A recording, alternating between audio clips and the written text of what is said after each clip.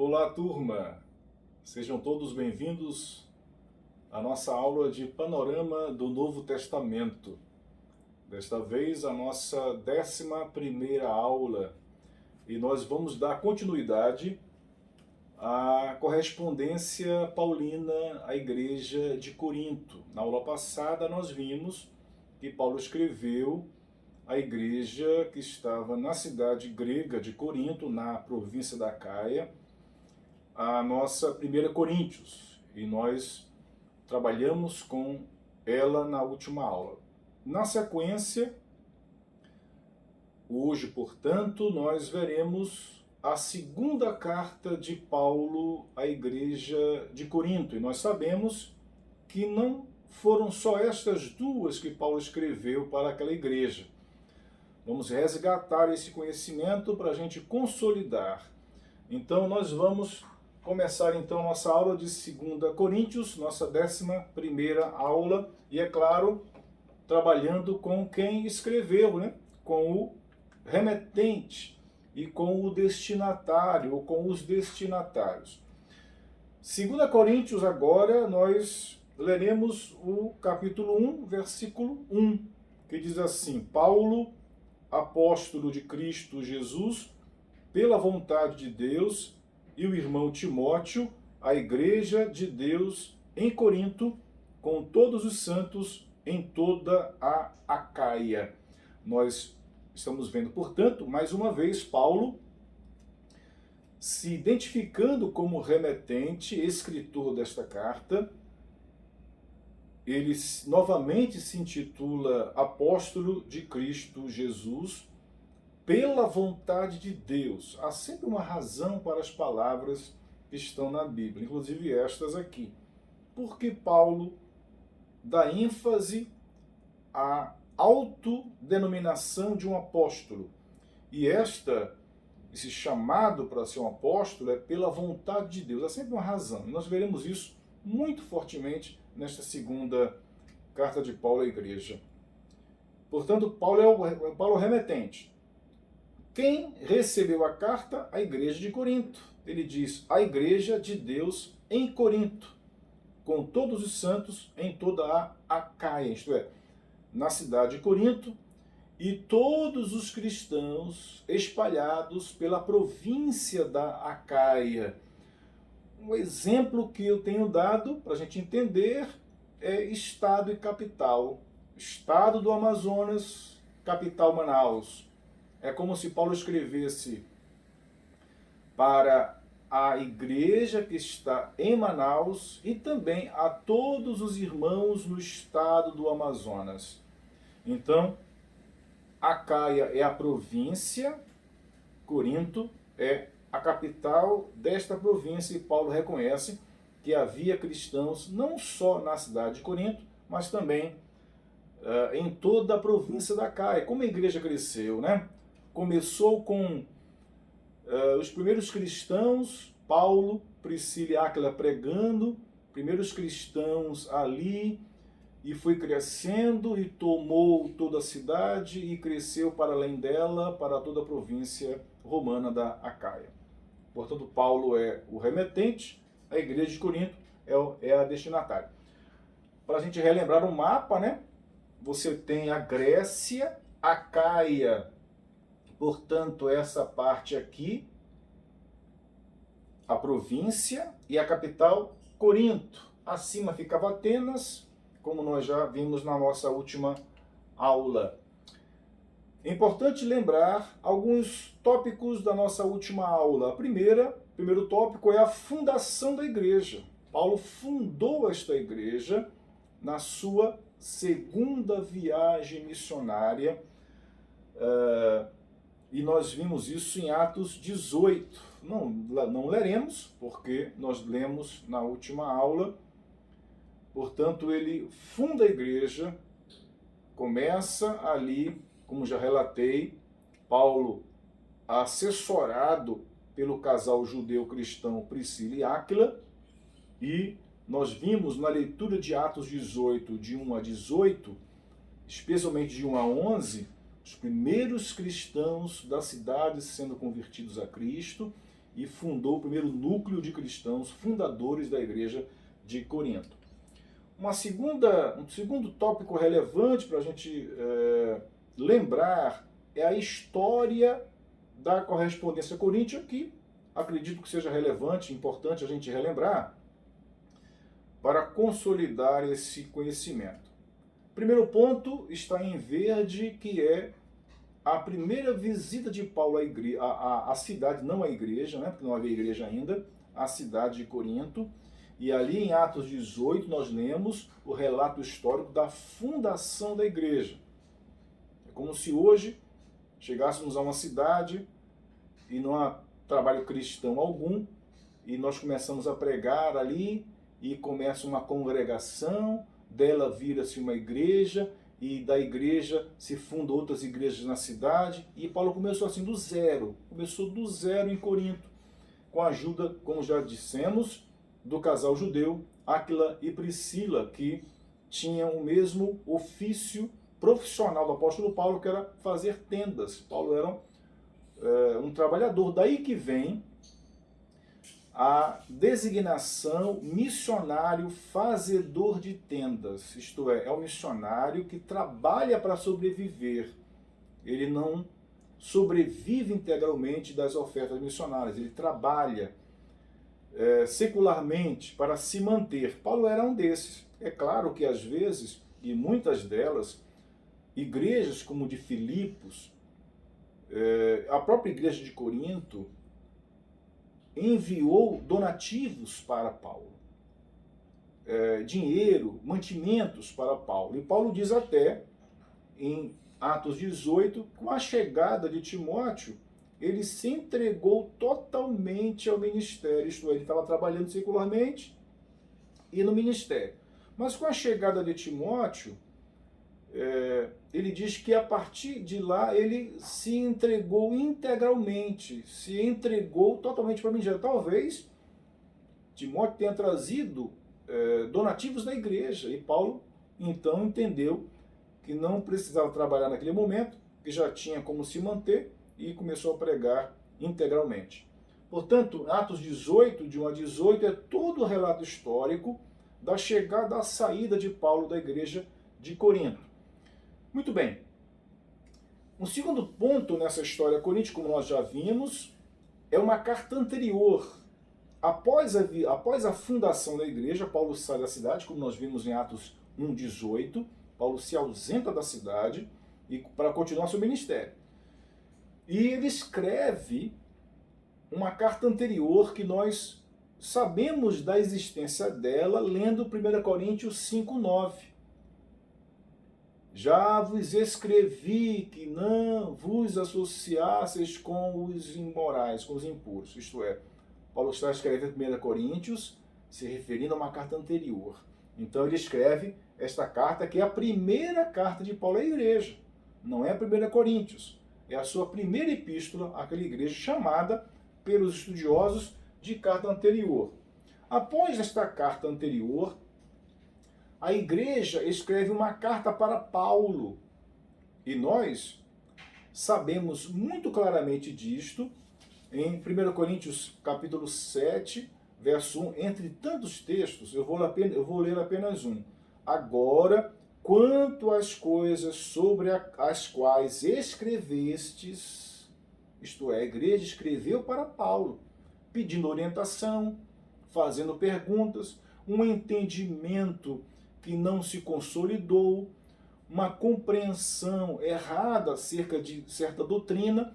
Então, Paulo fala em 1 Coríntios capítulo 7 que a igreja havia escrito uma carta para ele. Esta carta da igreja para Paulo. Muito bem, então agora, quando Paulo recebe esta carta, talvez trazida por Estéfanas, talvez por Arcaico e por Fortunato, talvez pelos da casa de Cloé ou Cloé, a gente não sabe, mas a carta chegou às mãos de Paulo. Paulo ficou conhecendo os questionamentos, a realidade da igreja. Então o que ele faz? Ele escreve a sua segunda carta à igreja, que é a nossa 1 Coríntios.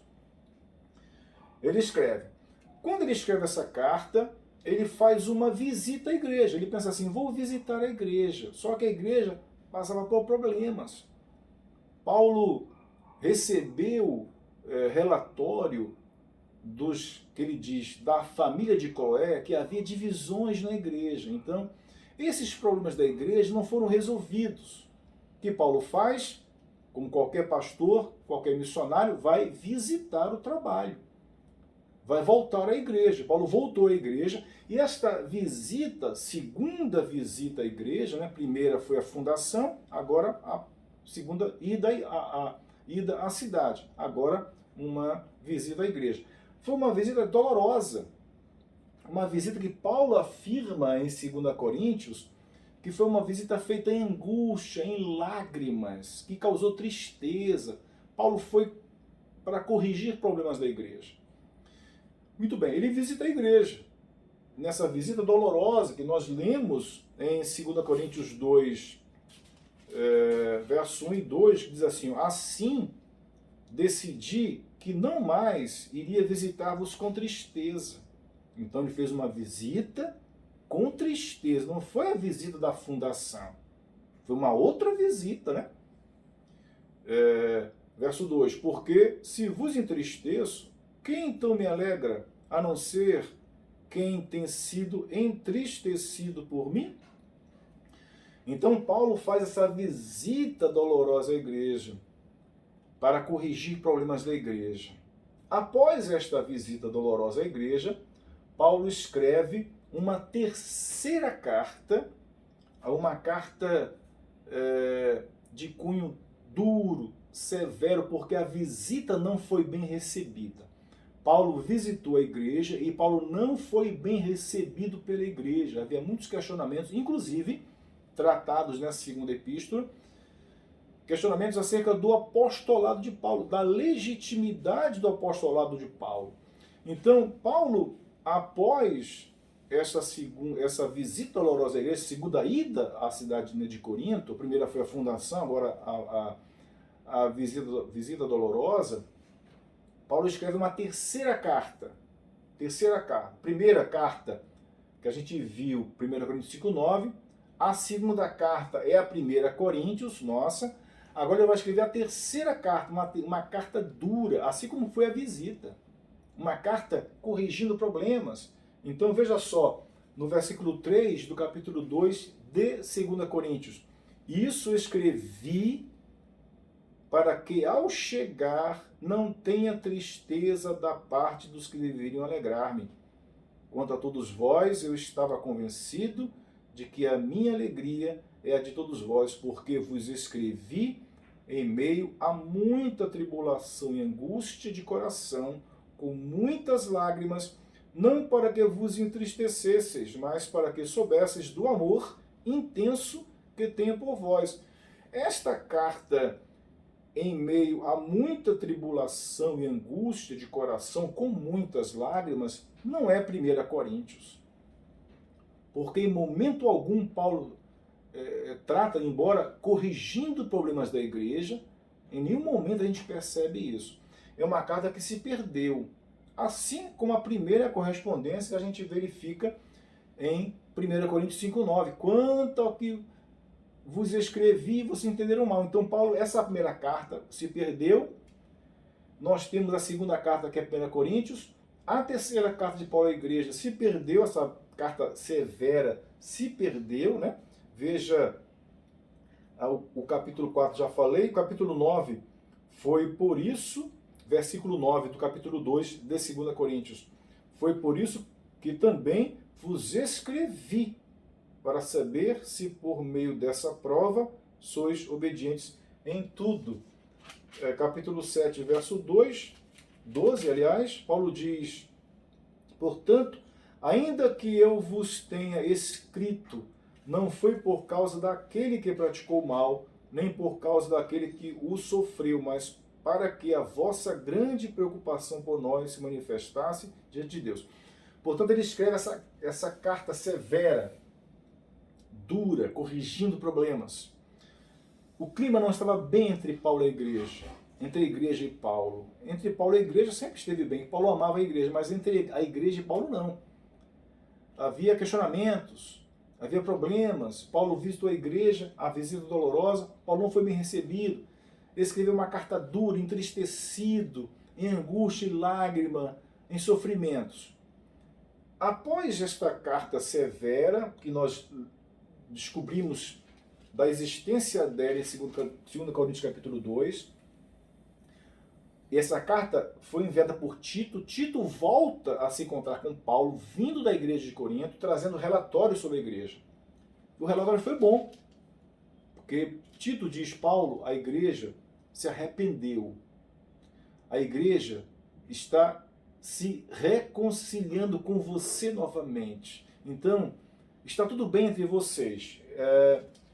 Capítulo 7 de 2 Coríntios, versículo 5 a 13 diz assim: porque nem quando chegamos à Macedônia tivemos descanso. Pelo contrário, em tudo fomos atribulados, externamente lutas, internamente temores. Mas Deus, que dá ânimo aos abatidos, nos trouxe ânimo com a chegada de Tito. Tito vinha da onde? Da igreja de Corinto.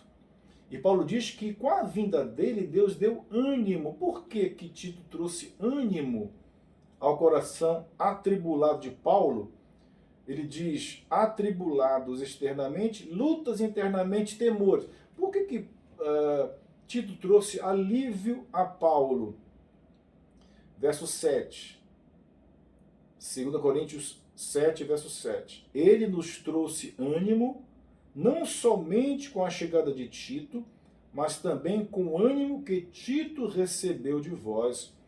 Ele nos relatou da vossa saudade, não mais uma igreja que brigava, agora uma igreja saudosa, das vossas lágrimas, lágrimas de arrependimento, da vossa preocupação por mim, não mais rejeição, agora preocupação pelo bem-estar do apóstolo, de modo que me alegrei ainda mais. Então, Tito traz notícias de que a igreja havia se arrependido daquela dificuldade de relacionamento com o apóstolo. Verso 8. Porque ainda que vos tenha entristecido com a minha carta severa, esse relatório é após a carta severa, porque ainda que vos tenha entristecido com a minha carta, não me arrependo disso, embora anteriormente tivesse me arrependido, pois percebo que aquela carta vos entristeceu, ainda que por pouco tempo. A carta que Paulo escreveu entristeceu a igreja, mas ele admite que a tristeza provocada pela carta não foi para a destruição da igreja, foi para provocar arrependimento. Verso 9. Agora me alegro, não porque fostes entristecidos, mas porque fostes entristecidos visando ao arrependimento. Pois fostes entristecidos segundo a vontade de Deus, para que não sofresseis dano algum por nossa causa. Pois a tristeza, segundo a vontade de Deus, produz o arrependimento, que conduz à salvação, o qual não traz remorso, mas a tristeza do mundo traz a morte.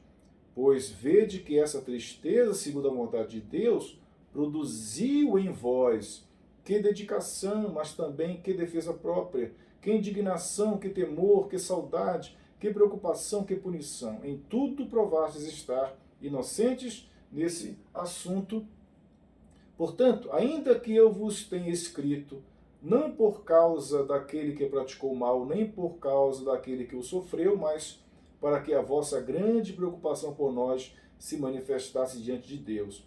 Por isso, temos recebido ânimo, além do ânimo que recebemos, alegramo-nos muito mais pela alegria de Tito, porque o seu espírito foi revigorado por todos vós. Então Tito voltou feliz, trouxe notícias felizes, Paulo ficou feliz e o relacionamento entre Paulo e a igreja, entre a igreja e Paulo, que estava conturbado, rompido, agora foi reconciliado, foi restaurado. E Paulo se alegra. Quando Paulo recebe este relatório favorável de Tito acerca da igreja, aí ele vai escrever 2 Coríntios.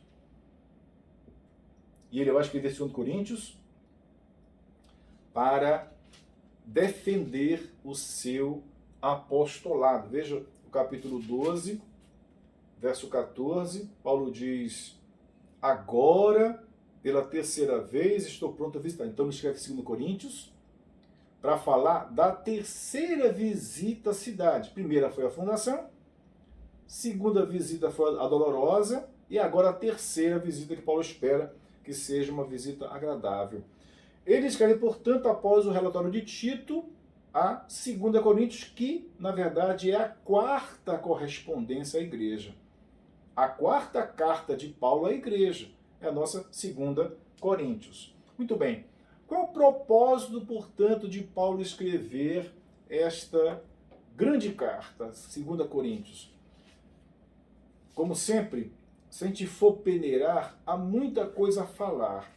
Mas eu estou tratando em termos gerais para que você perceba o todo. Lembra que a nossa proposta é trazer um panorama, né?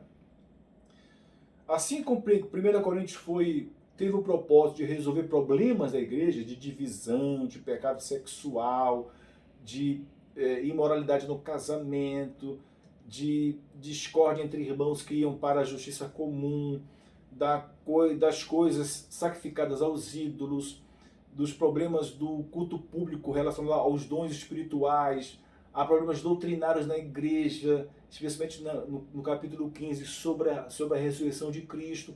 Paulo escreveu para resolver problemas. Paulo escreve essa carta agora, 2 Coríntios, para defender o seu apostolado. Basicamente, o propósito de Paulo escrever 2 Coríntios é defender o seu apostolado.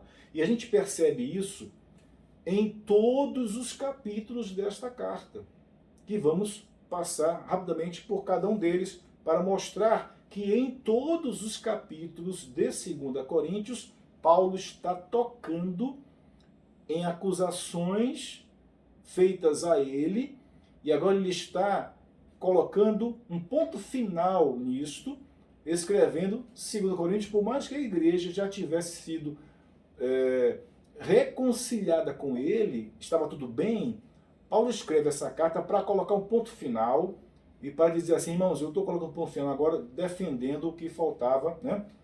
Defender do meu apostolado. Então, cada capítulo, nós encontramos essa defesa paulina, a partir, portanto, do capítulo 1. E Paulo diz o que no capítulo 1, verso 1? Paulo era apóstolo pela vontade de Deus, não era pela vontade dos homens. Paulo, apóstolo de Jesus Cristo, pela vontade de Deus. Então, no capítulo 1, Paulo diz, irmãos, eu não posso ser questionado por ser apóstolo. Eu sou porque foi da vontade de Deus. Uma segunda defesa, que era a resposta à acusação para colocar ponto final na história, Paulo não comercializava a palavra de Deus. 2 Coríntios 2,17, ele diz assim, porque não somos mercenários da palavra de Deus, como tantos outros, mas falamos em Cristo com sinceridade da parte de Deus e na sua presença. Lembra que Paulo fundou a igreja trabalhando secularmente, fabricando tendas. Então ele não precisava extorquir ninguém. Ele diz, muitos podem fazer isso, mas eu não faço, porque não somos mercenários da palavra de Deus como tantos outros. Então, Paulo foi acusado de mercadejar a palavra, de tornar o trabalho missionário, pastoral, como um meio de vida. Paulo diz, não, eu não cobro nada, eu recebo donativos, doações, posso não receber, tudo bem. Então Paulo se defende no capítulo 2. No capítulo 3, Paulo diz que não precisava de carta de recomendação. Capítulo 3, verso 1 e 2. Será que começamos outra vez a recomendar a nós mesmos? Ou será que precisamos, à semelhança de alguns, de cartas de recomendação para vós ou da parte de vós? Vós mesmos sois a nossa carta, escrita em nosso coração, conhecida e lida por todos. Alguns diziam, quais são as credenciais desse apóstolo? Apóstolo é Pedro, é João que andaram com Jesus, mas esse aí nós não reconhecemos como apóstolo. Paulo diz, eu não preciso de credenciais. de carta de recomendação de ninguém da igreja de Jerusalém. Vocês são a prova do meu ministério, da eficácia dele. Vocês são a carta de Deus escrita e lida por todos. Portanto, Paulo, no capítulo 3, defende que ele não é um apóstolo que precisa de recomendação. No capítulo 4, Paulo era pregador da verdade, não pregava mentira. Capítulo 4, ele diz assim: portanto, tendo este ministério pela misericórdia que nos foi concedida, não desanimamos. Pelo contrário, rejeitamos as coisas ocultas que são vergonhosas, não procedendo com astúcia, nem distorcendo a palavra de Deus, mas pela proclamação pública da verdade, recomendando-nos a consciência de todos os homens diante de Deus. Se o nosso evangelho está encoberto, é para os que estão perecendo que está encoberto, entre os quais o Deus deste século cegou a mente dos incrédulos, para que não vejam a luz do evangelho da glória de Cristo, qual é a imagem de Deus. Portanto, Paulo está dizendo aqui que ele era pregador da verdade. O que ele pregava não era mentira, era verdade. Capítulo 5, Paulo diz que era embaixador de Cristo, não de homens. Quem ele representava não eram homens de Jerusalém, dos apóstolos, era o próprio Cristo. O capítulo 5, verso 20, Paulo diz: portanto, somos embaixadores de Cristo. Não somos enviados da igreja de Jerusalém, diretamente do Cristo, como se Deus vos exortasse por nosso intermédio. Assim, suplicamo-vos por Cristo que vos reconcilieis com Deus. Paulo, portanto, era embaixador de Cristo, de nenhuma igreja, de nenhum apóstolo específico. No capítulo 6, Paulo vai apresentar o seu primeiro currículo ministerial. Interessante isso aqui. Capítulo 6, verso 4.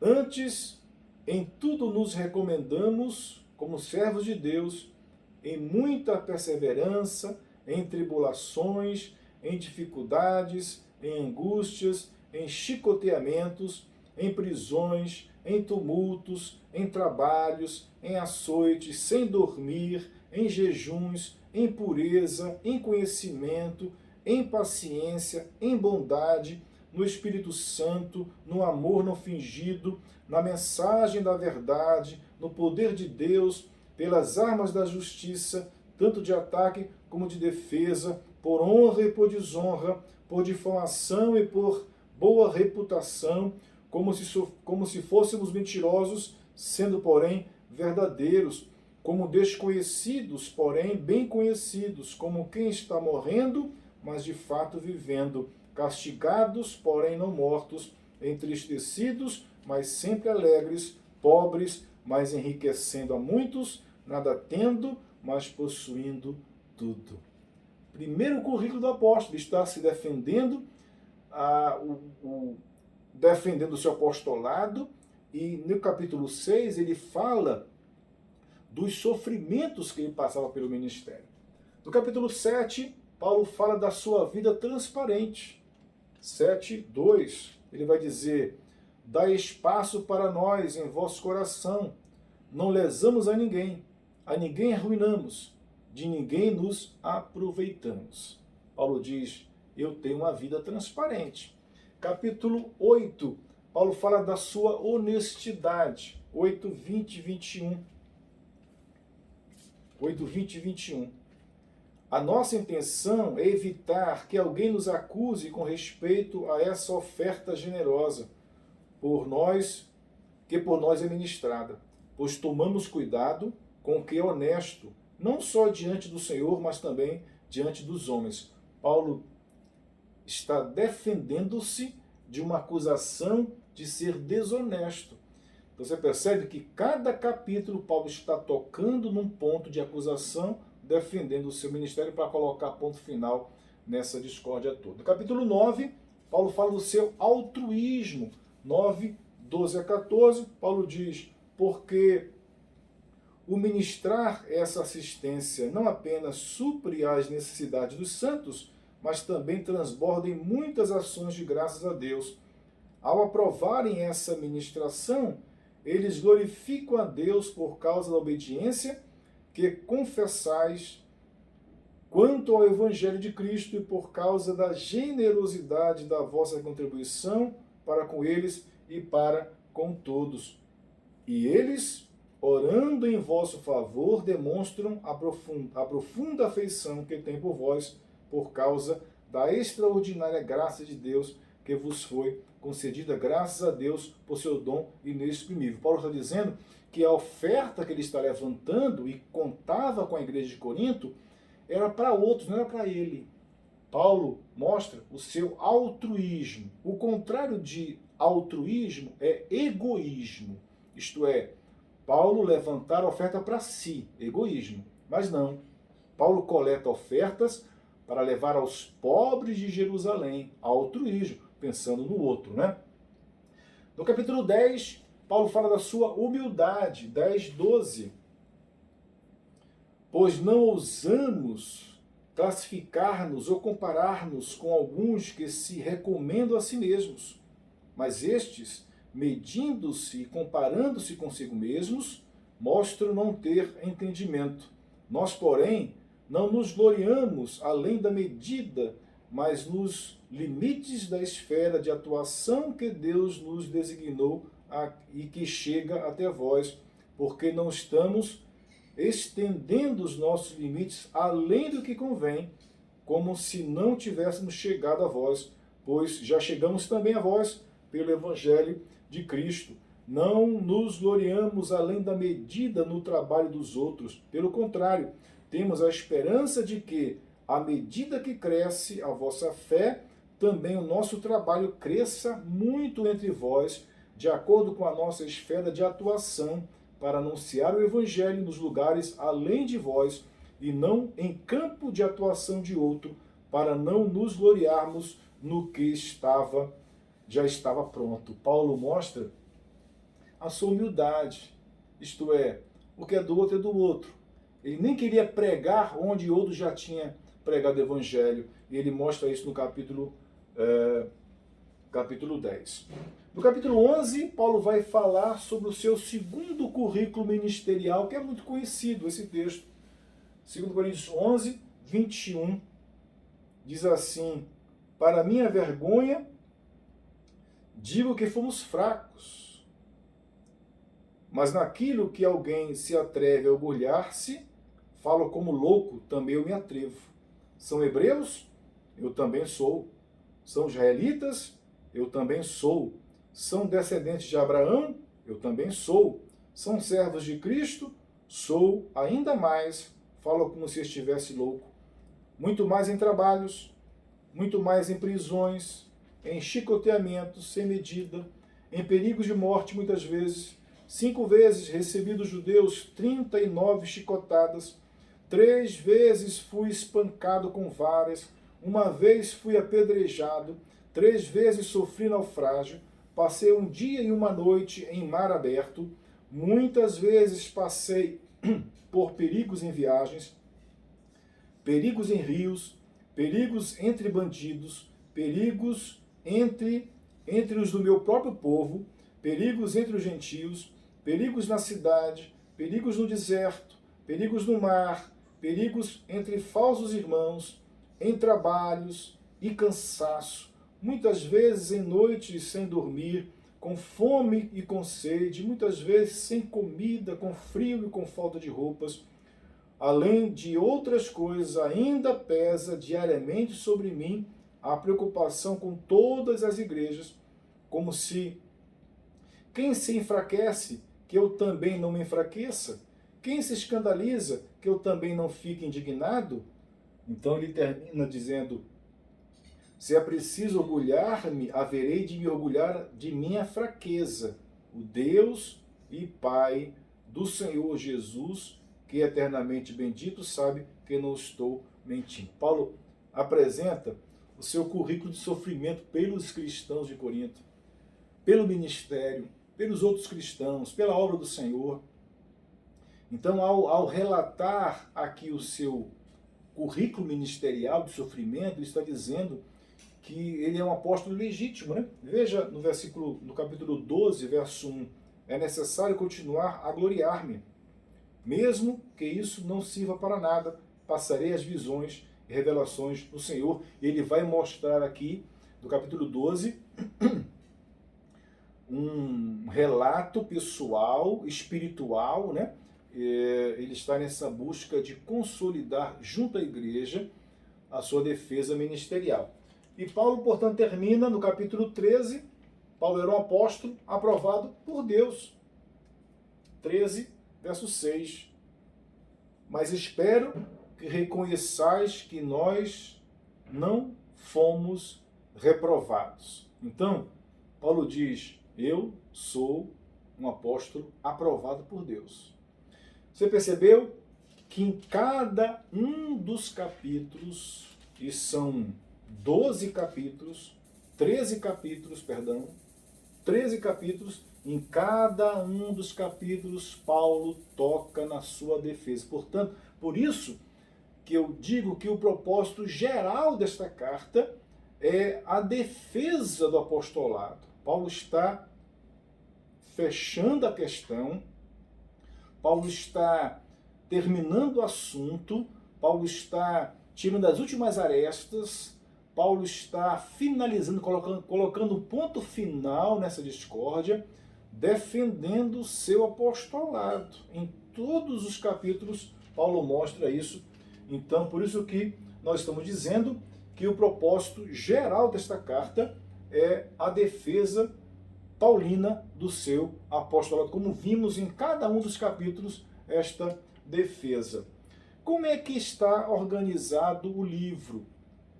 Chamamos de estrutura da carta 2 Coríntios, em 3 blocos principais. É fácil identificar e é fácil decorar, aprender a estrutura desta carta, e eu coloco em 3 partes apenas.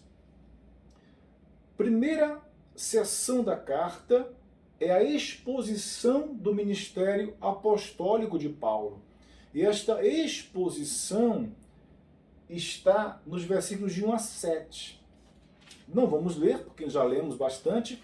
Então, de 1 a 7, Paulo expõe o seu ministério apostólico, do que ele é, do que ele crê, do que acontece na vida dele.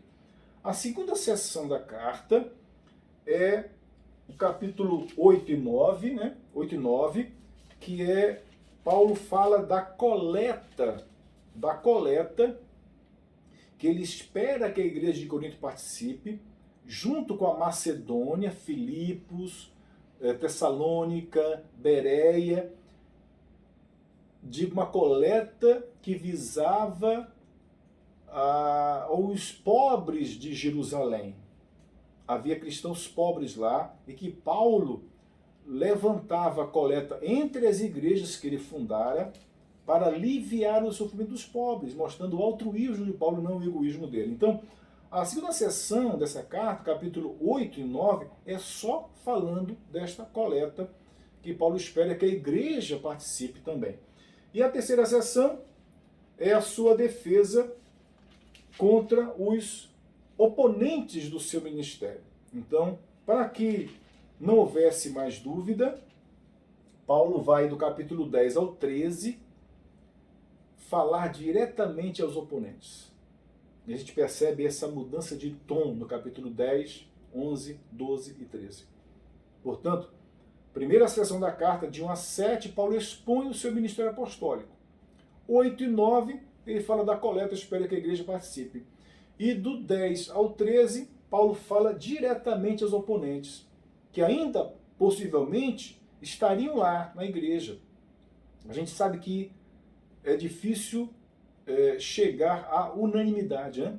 100% da igreja de Corinto está de bem com Paulo. É difícil pensar assim a partir do capítulo 10 a 13, que Paulo imaginava que ainda havia, embora em número reduzido, alguns líderes oponentes. Ele escreve, portanto, 10 a 13, um tom direto, um tom incisivo, um tom duro, um tom de correção com esses oponentes do seu ministério, portanto, os capítulos 10 a 13. Portanto, a estrutura de 2 Coríntios é simples. 3 sessões, exposição do ministério de Paulo, de 1 a 7, a coleta aos santos de Jerusalém, aos pobres, 8 e 9, e defesa contra os oponentes, de um modo mais direto, incisivo, duro até, nos capítulos 10 a 13.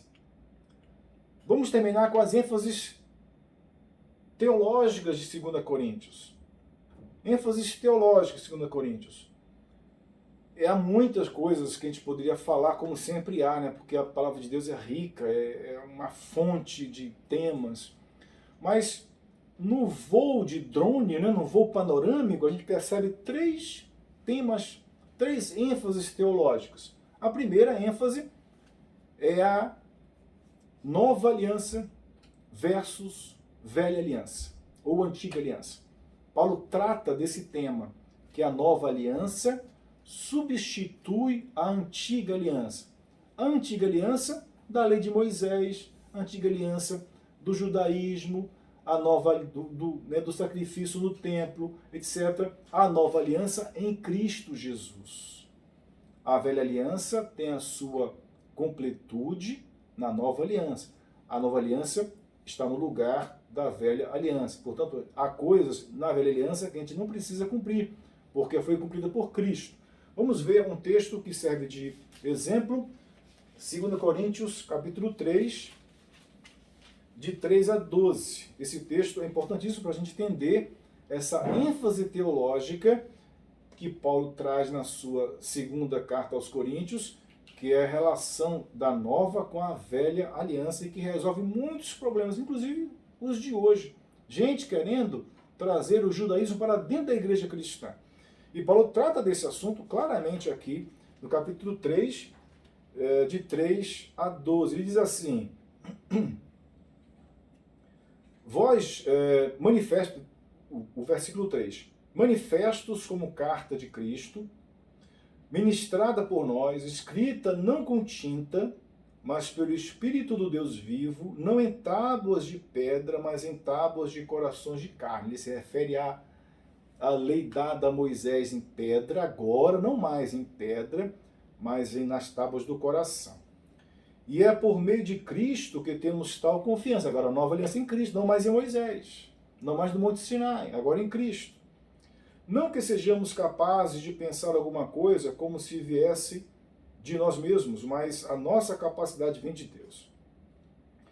Foi Ele quem também nos capacitou para sermos ministros de uma nova aliança. Não da letra, mas do Espírito, porque a letra mata, mas o Espírito dá vida. Se o ministério da morte, gravado com letras de pedras, veio em glória, de maneira que os filhos de Israel não podiam fixar os olhos no rosto de Moisés por causa do seu brilho que estava se dissipando, como não será de maior glória o ministério do Espírito? Porque se o ministério que traz a condenação era glorioso, quanto mais glorioso ainda será o ministério que traz a justiça. Pois, na verdade, o que foi glorioso deixou de sê-lo em comparação com a glória extremamente maior.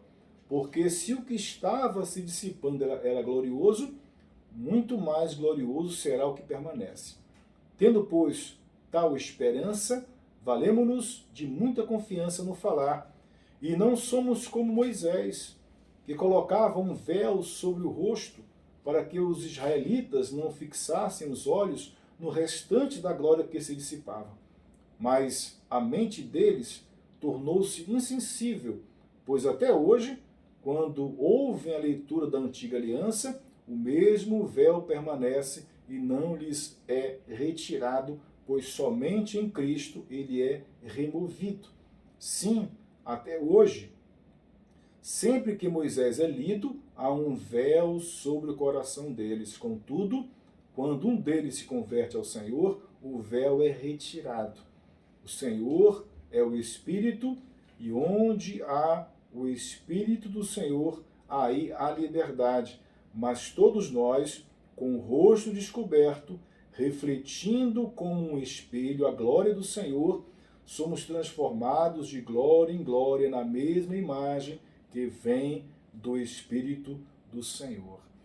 Paulo está dizendo que a glória da nova aliança é maior do que a primeira, é maior do que a antiga, e substitui a antiga. Portanto, eu li mais do que o 12, né?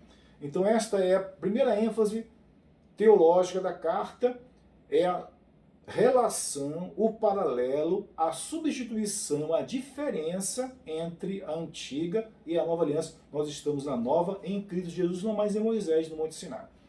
A segunda ênfase teológica é, claro, a soteriologia. Soteriologia é o nome teológico, técnico para salvação, doutrina da salvação. O que Paulo se refere, portanto, nesta ênfase teológica? Que a boa nova de salvação está em Cristo. Cristo é a boa nova de salvação, não mais, não outra coisa, mas Cristo Jesus. É a segunda ênfase de Paulo, portanto, é a salvação. É a salvação. Se ele fala que a nova aliança ficou no lugar e é superior à antiga, está em Cristo, é ele que traz a salvação. Portanto, no capítulo 4, de 3 a 6, Paulo diz o seguinte: se o nosso evangelho está encoberto, é para os que estão perecendo que está encoberto, entre os quais o Deus deste século cegou a mente dos incrédulos, para que não vejam a luz do evangelho da glória de Cristo, o qual é a imagem de Deus. Pois não pregamos a nós mesmos, mas a Jesus Cristo, o Senhor, e a nós mesmos, como vossos servos, por causa de Jesus. Então, você percebe, né? Eu vou ler até o 6. Porque Deus que disse, das trevas brilhará a luz, foi Ele mesmo quem brilhou em nosso coração para a iluminação do conhecimento da glória de Deus na face de Cristo. Portanto, a salvação vem pelo Evangelho. O Evangelho trata de quem? De Jesus Cristo. Portanto, a soteriologia é uma forte ênfase nesta carta. E, por fim, a escatologia. Paulo sempre traz um tema, um texto, um escrito, parte da sua carta relacionada aos últimos tempos, ao fim dessa história, que nós chamamos de escatologia, que é o estudo das últimas coisas, que é a referência ao final desse mundo, à segunda vinda de Jesus Cristo. Capítulo 4, verso 14, Paulo diz: sabemos que aquele que ressuscitou Jesus também nos ressuscitará com ele e nos apresentará convosco. Escatologia.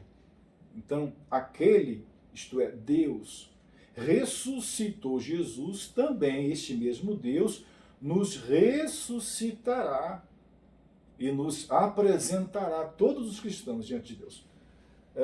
Capítulo 5, de 1 a 6 diz: sabemos, diz Paulo, que se esta nossa tenda, nossa casa terrena, isso é o corpo, for destruída, temos um edifício da parte de Deus, uma casa eterna no céu, não feita por mãos humanas. Enquanto estamos nesta tenda, então enquanto estamos vivos aqui neste corpo, gememos, desejando ser revestido da nossa habitação celestial, no nosso novo corpo, o corpo glorificado. Pois, se de fato estivermos vestidos, não seremos achados despidos.